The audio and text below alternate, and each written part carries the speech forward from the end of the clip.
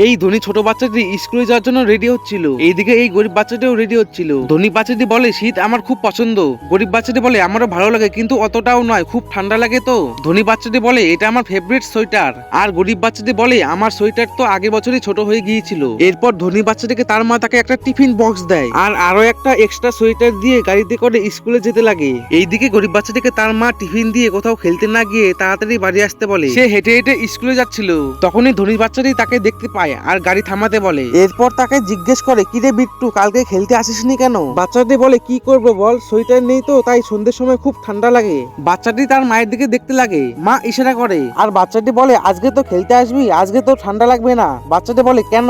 ধনী বাচ্চাটি সে তার এক্সট্রা সোয়েটারটি তাকে দিয়ে দেয়, এটাতে গরিব বাচ্চাটি অনেক খুশি হয়ে যায় আর ওটা পরে নেয়। এরপর সে তার বন্ধুকে জড়িয়ে ধরে। সত্যি প্রকৃত বন্ধুত্ব এমনই হওয়া উচিত। বন্ধুরা, এই মিষ্টি দুই বন্ধুর জন্য মন থেকে একটা লাইক তো অবশ্যই করবেন।